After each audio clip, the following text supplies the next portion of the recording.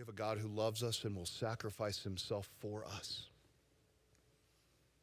That's the kind of love that can bridge the chasm that we can't get across.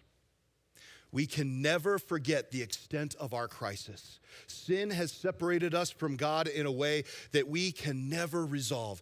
Nothing we contribute will bridge the gap. Our hope depends on us depending on Jesus. And as we live with that sense of utter dependence on our God, we will discover our lives will begin to look more and more like his. We are called to live in his image. For us to live as image bearers of Christ is to love like Jesus loved, and it means that we forgive like Jesus forgives. That's the call that we're practicing. And as we pray this prayer, forgive us our trespasses as we forgive those who trespass against us, it is the recognition that we are all in trouble together. In our arrogance, we think that we can get away with stuff, but we can't. We have to acknowledge our brokenness. The focus of Jesus' Sermon on the Mount and the outline that we're praying our way through right now that's called the Lord's Prayer, he is teaching us that we get to realize how we have been sucked into the world's way of thinking, and it doesn't have to be that way.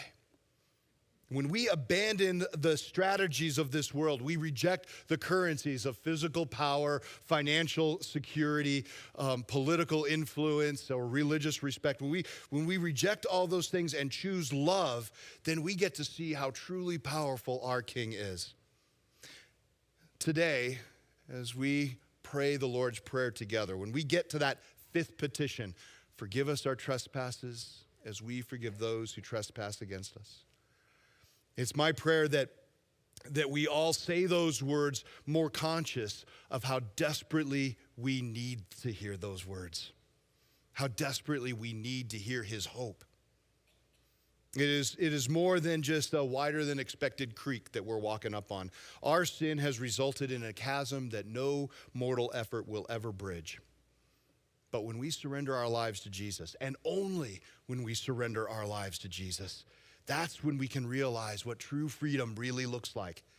The world and its rules won't matter to us anymore because we will no longer be a part of this world. We will live in it, but we will no longer be of it. Jesus offers us a bridge that leads to that perfect relationship with God. And that's exactly where we're called to be.